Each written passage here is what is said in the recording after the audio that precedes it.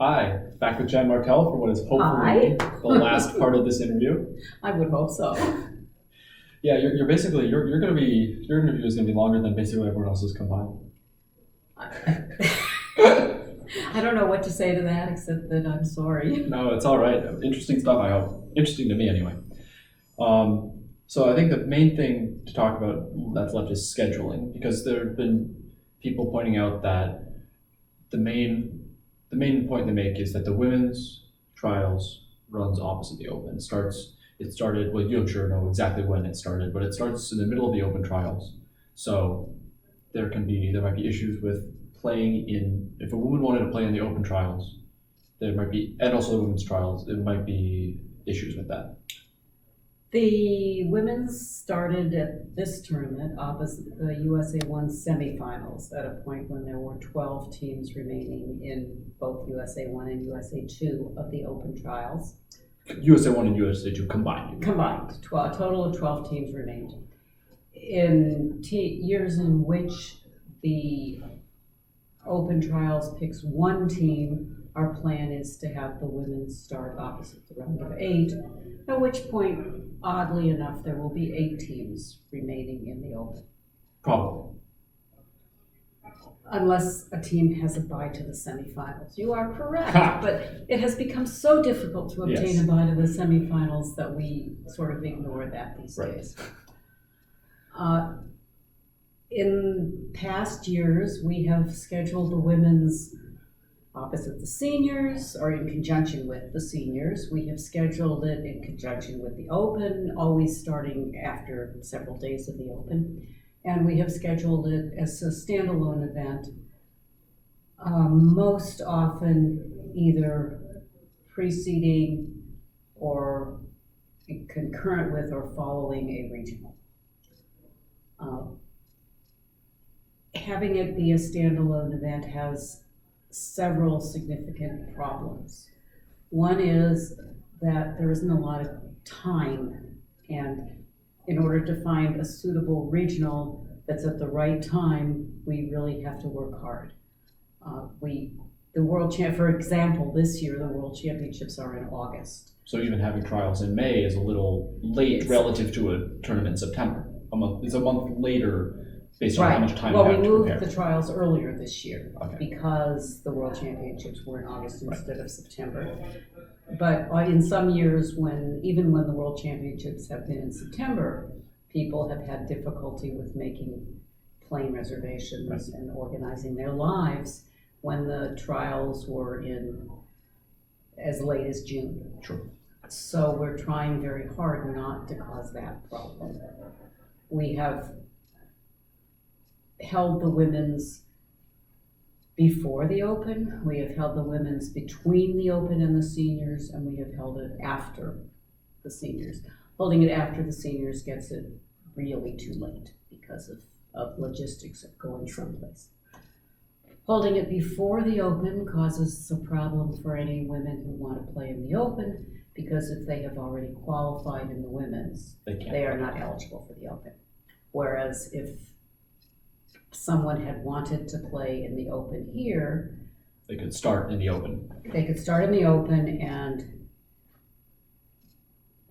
if they exceeded their expectations and were still playing when there were 12 teams remaining, the conditions of contest specifically said that they could withdraw from their team so long as the team still had 4 players for any reason with no penalty. Sure. Which actually, one of the players, Kevin Dwyer, actually did that. That's exercised correct. that option. He's now in South America. Yes, that's true. Not permanently, but we think. And that we hope that is because we put the provision into the conditions of contest this year at the request of a woman who wanted to be able to play in both but decided not to. But it didn't seem fair to have it apply only to women, and therefore it was available for Kevin.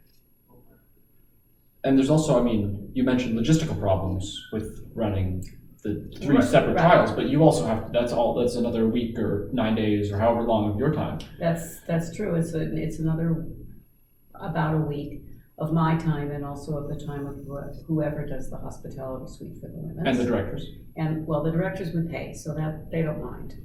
But it costs the USBF money. Right, it clearly costs the USBF money. You didn't need to add more directors for the women's trials here. We did. You did? We had, yeah, we Well, you had more tables. we had in an place. additional director Okay. for the women's trials. And you brought them in, or just they Yes. just stayed on? She came for the women's and has remained. I see. That allowed us to let our open directors leave earlier Gotcha. than they otherwise would have. It has been very expensive to hold the women's trials separately from the other trials.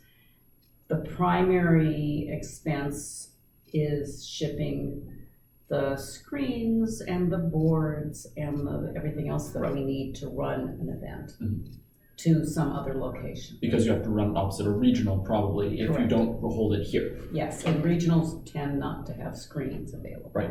So even though they sometimes can help us with things like convention cards, they can't provide the supplies that we need. Last year, I think the women's trials cost us a little over $5,000, and there were 5 teams entered. The USBF board decided that that was just too much. Sure. In fact, the main reason we held it separately last year was because I could not get the hotel at which we were holding the open and senior trials to give us extra rooms. Right. It is true also that it's human resource intensive. And so when you hold, as you mentioned, only 5 teams entered last year when it was held at separately from the open trial. So it appears that people just don't come out and play it who they don't take the opportunity to enter the women's trials instead of the open when they can enter both or play both or anything like that. It doesn't seem like there's much impact on attendance at the women's trials no matter what you do with it. Is that right? That certainly seems to be true, and I don't know why we actually got 7 teams this year, and I don't really know why it was more. It's possible it was because this year was a year in which we select 2 teams. Sure, so they have more So there's chances, play longer. Right. And there are at least a couple of teams, I don't know exactly the makeup of the teams who played last year versus this year, but there were at least 2 teams that I know of off the top of my head who were just playing for fun. One of those was the Jenkins team who, got Ended up together. winning USA too. They did, and the other one was the Osmo team or whatever the name of that team became, where that's the team that's coming for the experience and to play as opposed to a professional team. So if there were fewer of those kind of teams last year for whatever reason, that might make the difference. Yeah, who knows? Who knows? It's hard to know what causes events to have more and fewer players. For instance, the senior trials this year is only 10 teams, Right. which is particularly in a 2-team year is a very small number. Sure. So who decides things like the provision that the women or anyone who wanted to drop off of a team in the middle of the trials, who decides those things? It's sort of a 2-step process, although depending on the timing. If it Okay. happens very late, then it's a 1-step process. The ultimate decider is the board, The the USBF directors of the board. USBF. Okay. The board places a great deal of weight on recommendations given to it by the International Team Trials Committee, Okay. the Women's International Team Trials Committee, and if they ever made any recommendations, the Senior I see. International Team Trials Committee. So are those 3 separate committees or 2.5 or whatever?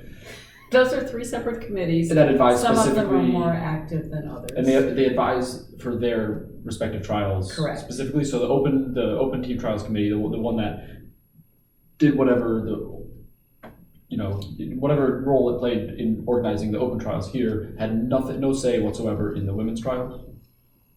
That is correct. And the women's trials, is there any overlap between members? There's some overlap, not a lot. Okay. There, as you know, we have general conditions of contest, Right. and we also have event-specific conditions of contest. Each committee deals with the event-specific conditions of contest for their event.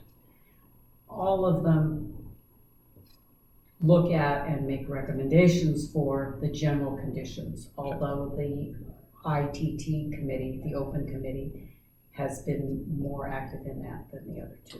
So who's on, or who's eligible for the committees? Is it only players who can play in those respective events, or? Everybody is eligible for the open committee. Well, sure. Not because everybody is eligible for the event, but because of the way the committees are set up. The open committee at the moment meets almost entirely through online discussion and online voting. Okay. We have Bridge Winners very, very kindly set up a forum, 2 forums in fact, for us to use for those discussions. They're private forums that only the committee members can read and comment on. The Women's Committee meets at each NABC. Okay. It is a smaller committee and is theoretically an invitational. You have to be appointed to the committee, Okay. as opposed to anybody. Anybody can come to the meetings of any committee. Sure. But in order to vote on the Women's Committee, you have to be appointed to it. And are the people who are appointed players, like women, are they eligible for the women's trials, or could it be? There is actually one man on the committee. But mostly women. Mostly women. Basically, it's not easy to find people who want to serve on that committee, and so to say that it's something that you're appointed to is more like it's something that you are persuaded to participate in. But so the conditions of contest, like for instance, I know you mentioned to me earlier that the committee considered whether a woman who is on an open team that makes it beyond that point you mentioned of the point of their expectations, or however whatever they think their expectations are, but to the point where the women's trials are starting, and whether they get a bye for the round of, or the round robin. Right, the round robin, and that committee rejected that, right? That's correct. So these are mostly women. This is for an all-woman team. That was an all-woman team. So this is the committee made up mostly of women who decided that they did not want this provision of an all-woman team being able to play the trials and potentially get a bye into the knockout rounds of the women's trials by dint of doing well in the open trials. That's correct. So this that is was not something that anybody other than the the USBF board, discussed. nothing like that. This is a decision proposed. that these women and one man decided. True. So it's not something that's being dictated by the USBF board or whoever's organizing the schedule in a general sense. It's specifically the women's committee who decided not to do this. That's correct. The USBF board did dictate that the women's event should not be held separately. Sure. But the women's committee preferred to have it opposite the open rather than the seniors. Okay. And they decide the specifics of how the overlap is handled. And similarly, if there was a team that contained, we know that a woman could drop off of an open team to play once the women's trials started. You could also make a provision that a woman could have her round robin playing time waived, right? That's another proposal that they considered and did not. That's correct. Is it correct? So the conditions of contest as they were for this event were decided by the women's trials committee. That's correct. So not USBF or anything more general. So I think that's important for bridge winners and the bridge playing public to know, is that this is in terms of scheduling and running these events, these things are being decided largely by the players as opposed to being dictated to. That's absolutely correct. Mm-hmm. And sometimes when players complain about something having to do with the conditions, it's an easy answer to say, well, why don't you participate in whichever committee is relevant to you? Right. So it's good to know. I think it's important to remember that, at least in my experience, the USBF has been very conscientious about the conditions of contest and making sure players' voices are heard and they're not arbitrarily making rules or rulings about these sort of things without consulting the people who will be affected. And does that sound accurate to you? I think that's true. I mean, as you know, or maybe you don't, because you're so young, the USBF was formed in 2000. Okay. And before that, these committees existed before that. Okay. Except for the seniors, because that it's a new event. Is a newer event. But both the Women's International Team Trials Committee and the Open International Team Trials Committee were committees of the ACBL. Okay. At some point, the players got unhappy with how the ACBL was handling the trials and said, look, let us run our own events. Sure. And those two committees were formed, and that was their purpose, was to run these events. Then when the events were shuffled off to the USBF, the committees came with them. But the USBF board has consistently given a huge amount of weight to the recommendations of these committees. The committees obviously can't make binding decisions, Right. but I can't remember a time that the board has overruled a So the bottom line committee is, decision. for someone on the outside looking in, if you want to get involved, join the USBF and Please. serve on these committees. Absolutely. And we don't even make you be a USBF member to serve on the committees. All right. And if you're not interested or willing to do that service, you should assume that the decisions have been made by the players and not by outsiders. And perhaps consider refraining from criticizing decisions Oh, without being... that's hopeless. But and seriously, we appreciate feedback. It helps to improve things. Sure. But like you said earlier, it feels like many hours ago because it was. If you're not part of the solution, You're you're part of the problem. That's So, true. giving input is all well and good, but, there's lots of room to pitch in and help out. And if you say, I don't think whatever was done worked well, please try also to consider proposing an alternative. Right. That's I said on Bridge Winners during some discussion weeks ago that someone was suggesting make the trials cheaper, more I guess affordable, or more lower the barrier to entry.